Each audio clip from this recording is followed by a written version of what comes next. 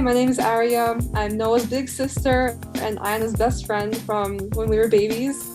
Today I'm interviewing Noah and Ayana about their collaborative project called Spirit Contact.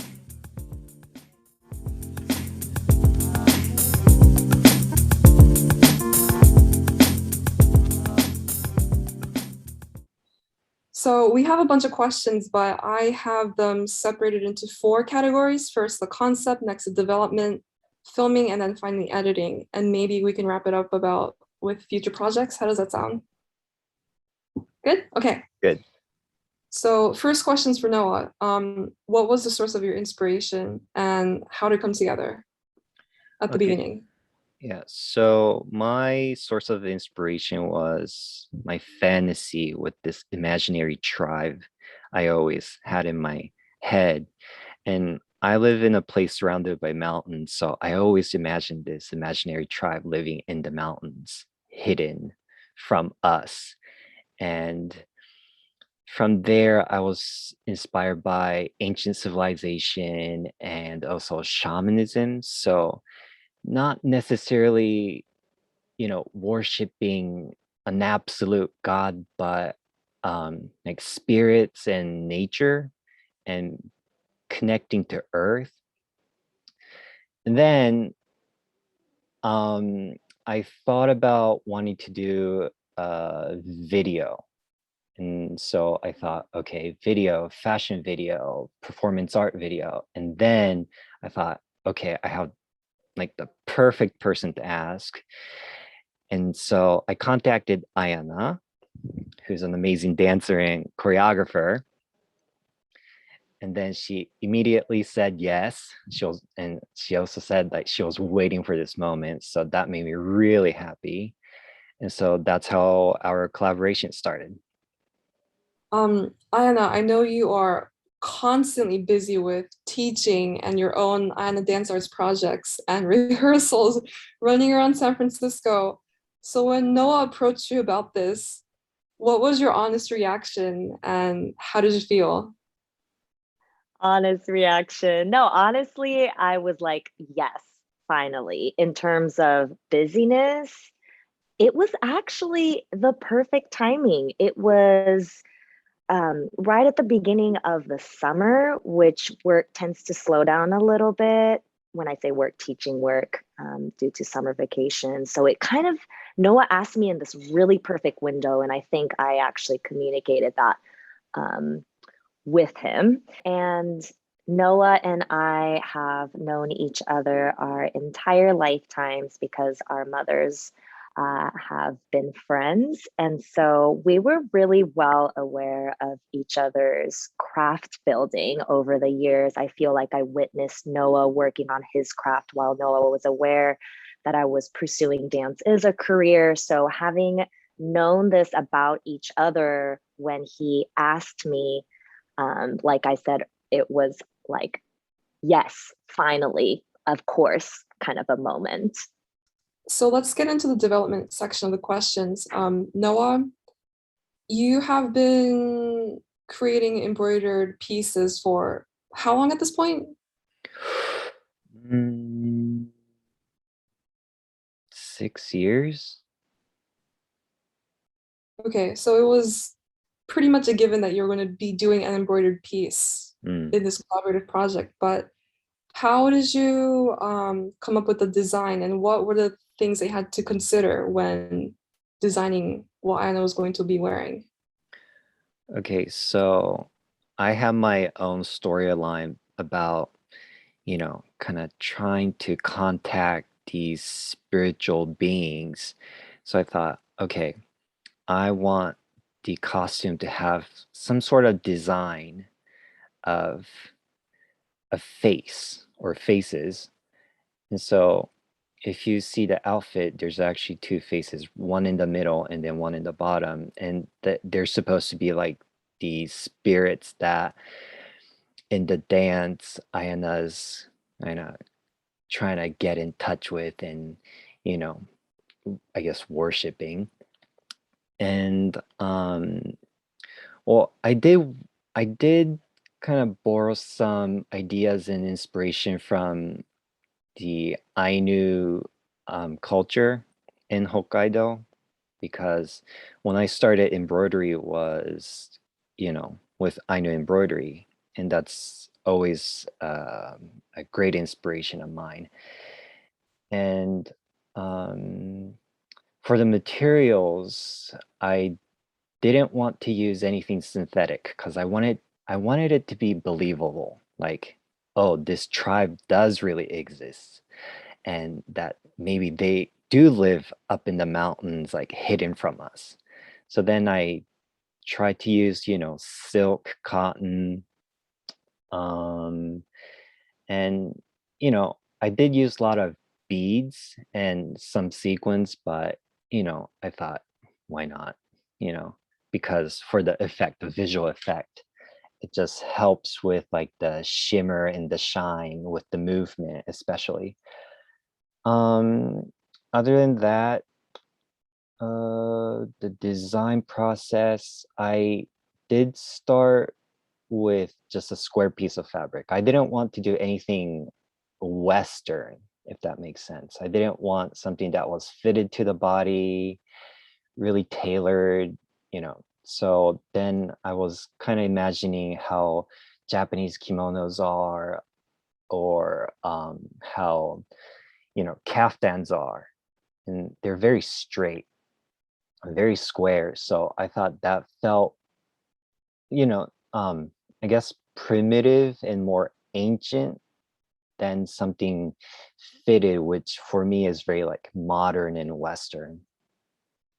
Okay, now I want to continue asking now about the limitations, because you've had to deal with the distance of being in Sapporo and San Francisco, and also obviously the time difference, right? So what were those limitations and how did you have to overcome them from your side? The problem I had was, first of all, because Ayana's not here, I couldn't do any fittings. So actually that's why I also wanted something that wasn't fitted, was because I understood that since Ayana's in San Francisco and I'm in Sapporo, we can't really do, fittings. So I thought something loose that, that didn't require too much like tailoring was like, appropriate. And other than that, what I was careful with was the weight of the outfit, because when you're doing embroidery, it's so easy to just make things really heavy with, rhinestones and glass beads and just embellishing the hell out of the outfit. And so I kept that in mind because I knew that was going to be worn by Ayana and then danced in it. And other than that, sizing, like length was another issue. The length was another issue because I'm like 180 centimeters tall, and I knew Ayana was a lot shorter, but I was the one trying the outfit on to see, like, how it moved, if it was okay, how comfortable it is. So I had to keep in mind, like, this is going to be worn by a shorter person. So I can't have things dragging too much, or else maybe she will trip when she's spinning, or, if it's too heavy, she might not be able to jump high. So those were the things I kept in mind. So I want to ask Ayana about this. In terms of Noah's design, the final product that came to you, was it something you had imagined it to be, or something completely different, or had Noah been sharing these design ideas with you throughout the process? How was that? Yeah, actually, I made an unboxing video because I was so excited. I opened the box that he sent, and recorded myself opening each bag of these amazing pieces that he had packed the box with. But in terms of expecting, he had continuously shared his design, the shapes, even, you know, how the weight looked like over video chat multiple times. So by the time it arrived, I did have a sort of an idea of what it was going to look like. However, I mean, what had arrived in my hands was, I mean, once I could feel it and see it and touch it, it was a whole other experience. It was really brilliant. It was a really lovely moment to be able to actually see the product. I do want to ask a little bit more about the process of making that costume. So Noah, how long did it actually take to design, and then how long did it actually take to finish embroidering the whole thing? Because it's pretty big. Like, you've got a hood and you also have the two big pieces of cloth suspended by the shoulders. The designing process took, I say, at least a week for sure. Between 10 days and maybe 2 weeks. And then actually doing like the embroidery, I think 3 weeks or even a month. Yeah. In terms of the speed of working on this, would you say you worked on it pretty quickly, or did you have to take a lot of breaks? I kept technique simple. That was one thing that I thought about, was I wanted to keep the technique simple because I knew that we did set up a deadline, and I knew about that. So I thought, okay, I just want to add beads, add sequins along the line, nothing too crazy that's going to take too long. So speed of the work was pretty fast compared to, you know, what I've done previously. Okay, and this next question is for Ayana. After Noah approached you about this collaborative project, and he told you about the concept and gave you sketches for the costume, how did you create the choreography? What were some starting points? Yeah, so well, Noah's, like you said, Noah's piece was still in the works when I started my choreographic process. So like you said, these images helped me kind of give me a starting point. And I guess when I say images, like the actual images of the piece that Noah had sent, but mainly the choreographic process took off with Noah's concept in mind, because I didn't have the physical form of the costume or the physical costume with me. So mainly him talking about the shaman, talking about the nature, talking about worshiping, those kind of keywords.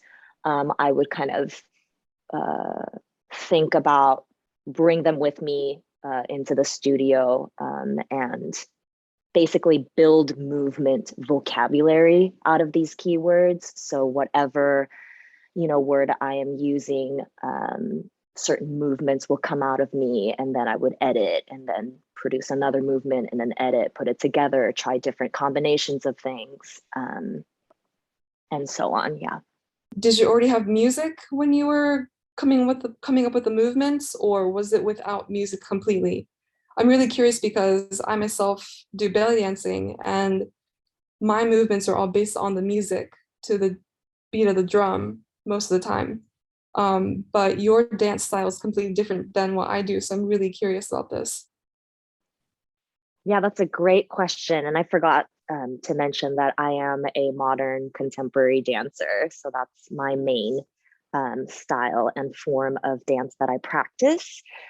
To answer your question, no, I actually did not have music, although Noah did share a couple of tracks at that point. Maybe it wasn't even for this piece, maybe it was for a different piece of costume.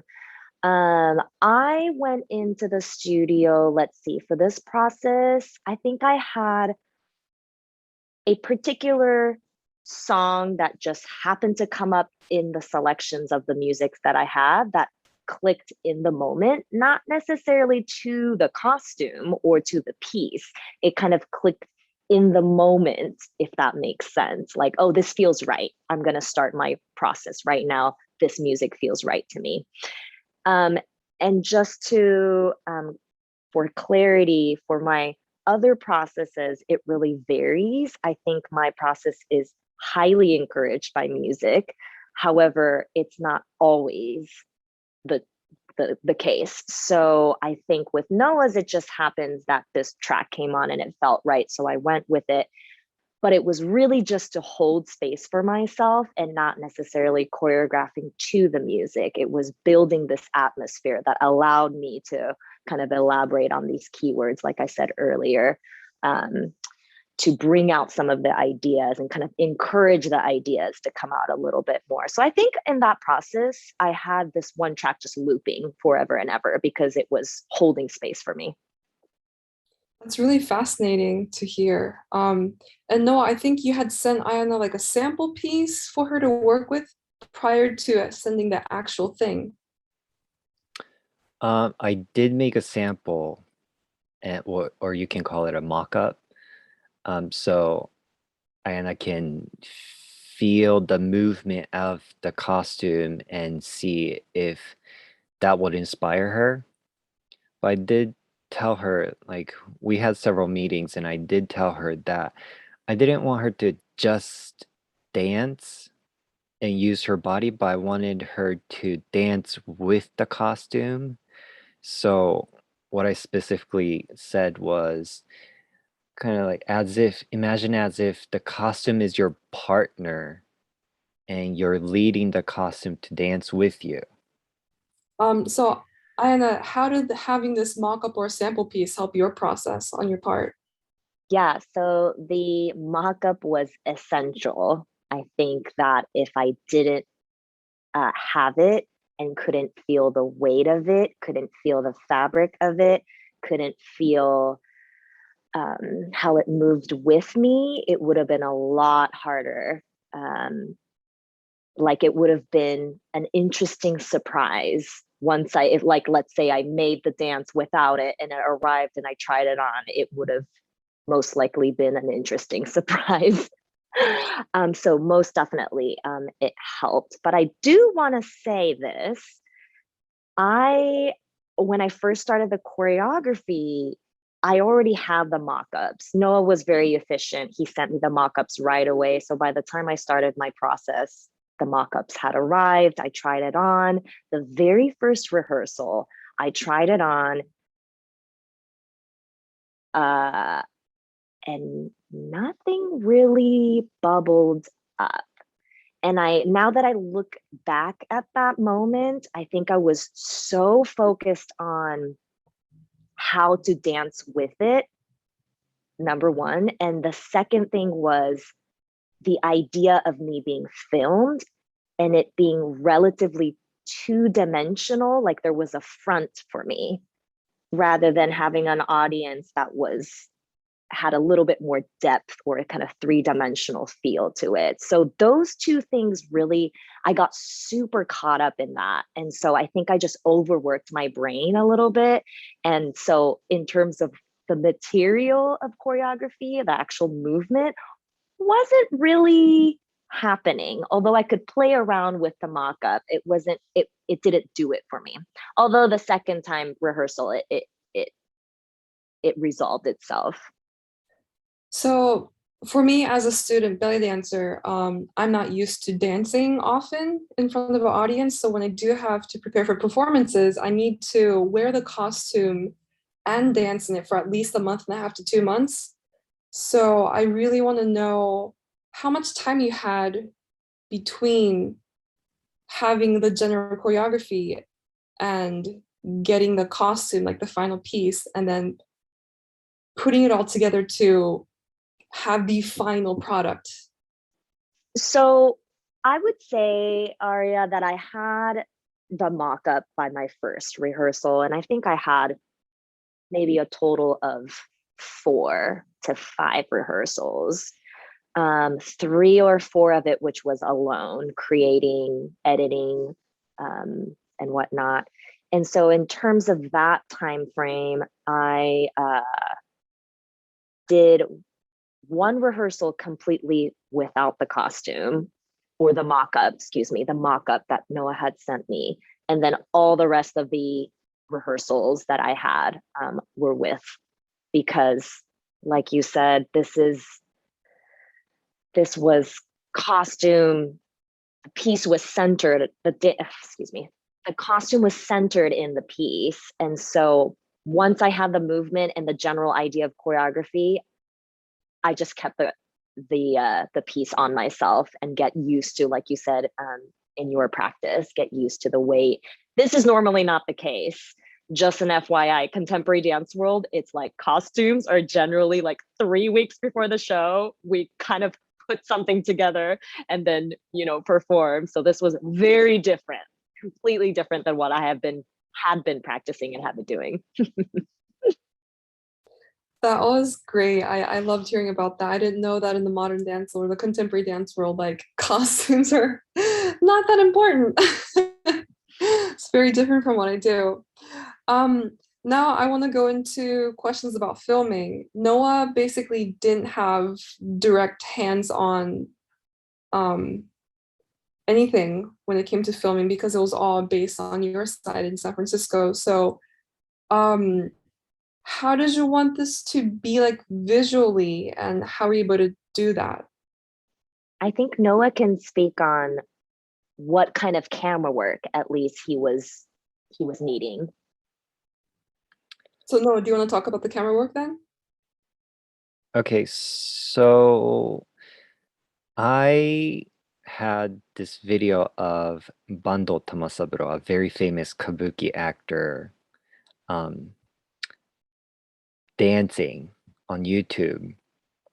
And I really liked how simple it was. So it started out with the full body shot and just showing like the outfit, the dancer, and then this very, very simple background with maybe some props around it. And so I really liked how I could enjoy the costume and the dancer without having too many things going on. So I showed that to Ayana and I said, okay, I want something that goes back and forth between the full body shot and then a close-up so you can, see the costume and the choreography and the dancers, expression.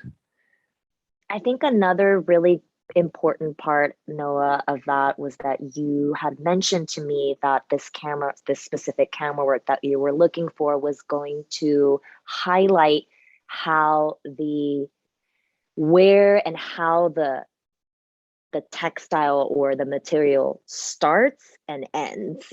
When I say that in terms of movement as well, if it starts somewhere, then it ends somewhere. And if the camera kept, for example, moving or like maybe rotating around me, then it is hard to see where the fabric started to move and then where it finished moving. So I thought that was really beautiful as well.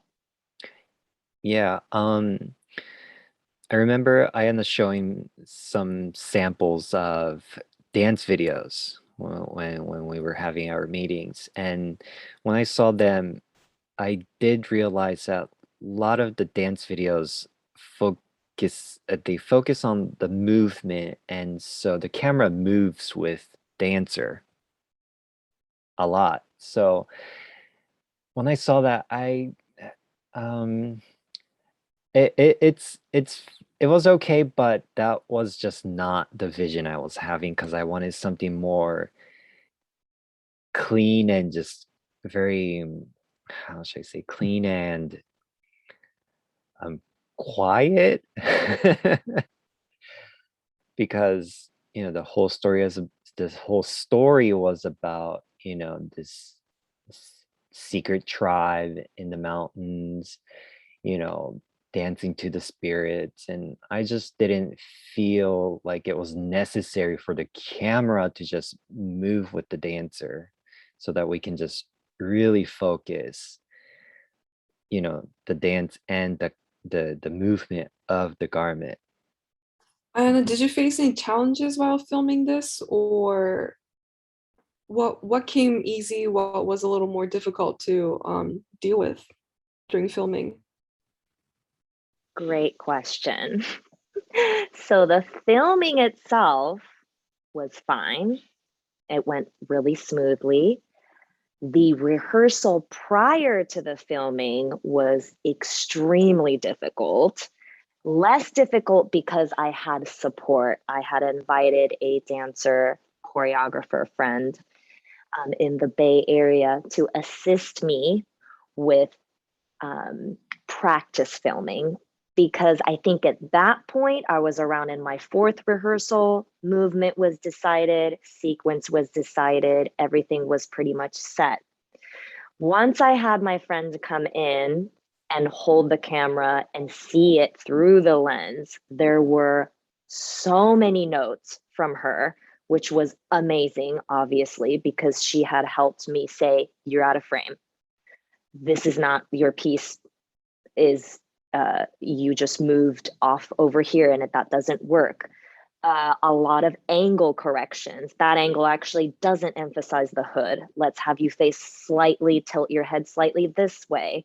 Let's cut off that choreography. It makes the, I asked her, like, this is getting a little too long. Can we edit some things? She was like, I think if I had to choose, it would be this part. There was many notes that essentially had helped me and saved me on filming day. And I would say this rehearsal was a very dense 3.5 hours, no break. We were just going, and she was extremely helpful. So on the day of the film, the day of filming, I had already done these practice films, which of course I had sent to Noah to get his opinions and approval and whatnot. So by the time it was filming day, I had a different friend come in, had her review the practice films as well, and kind of request exactly what we had rehearsed prior to that filming day. So just to reiterate, the filming day was very smooth and very clear, but getting there was extremely difficult. And I would say that was one of the hardest things for me, to not have Noah behind the lenses and tell me what was working and what wasn't, because with my own body and my own eyes, it's just impossible to see other than the mirror. Wow. Like, I'm not a professional dancer or choreographer, so I would not have thought that you would have to think about all that you just told me just now about angles and what doesn't work with the fabric in the video, because like seeing something live and seeing something on camera is not the same, is it? So damn. Yes, Noah, go ahead. And speaking of things not looking the same in person and through a camera lens, even with embroidery I had so much trouble, because even if things look really, I guess, vivid and strong in person, once it's filmed, everything is just so different. And I mean, throughout the process I was learning, and I had some ideas. I knew that it couldn't be like a very fine embroidery work for it to show up. I knew that it had to be somewhat bold and really clear. And it was just interesting working with, Ayana and filming, because it really taught me, like, how to make things show up. I think this is a great segue into asking Noah about the editing process of the video. We don't have a lot of time left, but Noah, can you describe what you had to keep in mind when you're editing? The editing was pretty easy because I had a clear idea. I had a clear idea of what I wanted. So to start with, my idea started really simple. So I was very inspired by the videos of Bando Tamasaburo. And so I kind of referenced to that with, fading in and out of the full body shot and the close-up shot. And of course, Ayana sent me in the whole performance and then some of the close-ups. And so I had to cut the close-ups and then have it not overlap, but come in at the right timing. So when the full body shot faded out, the close-up was synced to the full body shot and then faded in so that it was a really smooth transition. I just want to give a quick props to Noah with the editing process of you speaking about making each scene blend into one another seamlessly, because that really tells me that you have studied the video and how the tempo of the choreography and the speed of choreography flowed, because I feel like essentially you captured that exact performance aspect that I was projecting. So I just wanted to be like, props, Noah. So I think we're at the last bit of our interview. Quickly, can you tell me if there's going to be more Nyosa and Ayana Dance Arts collaborations in the future? Noah, do you want to go first? Yeah, we have more projects. Yes. Actually, when I contacted Ayana, I didn't have one project in my mind. I had like at least 3, because I think 3 is a good number. And so we did decide that we were gonna do one by one. So now that the first one's done, hopefully we can move on to the second one and then the third one. But I'm glad that we just did one and then kind of figured like how the process is and what we need to think about. I think that really did help. So next time it will be, maybe easier, smoother. But costume wise, I already have one done. So stay tuned. I was about to say, how much are you going to reveal, Noah? Just to kind of reiterate what you were saying, Noah, about, this as not a kind of like a test run as well, of figuring out what's working and what's not, because there were quite a few like things to work out. One of the biggest things for me personally was finding the right space. This particular piece, Noah requesting bare feet. What surface can I dance on bare feet that is safe? What is an indoor space that has a blank background, which is actually kind of hard to find. Dance studios are not renting as much as before. Now that we're in the pandemic, that was really difficult. And so having all these different various questions that we had to kind of solve and ask ourselves, I think this next project, we will have a much better idea of how to navigate any difficulties that we encountered. Well, I'm just really happy I got to talk to you both at the same time, because throughout this whole process, I've been in contact with Noah and you, Ayana, separately. So to hear more details about how this came about has been truly awesome. So thanks for your time today. That was really great. Thank you. Thank you all. And stay tuned for more from Nyosa and Ainu Dance Arts.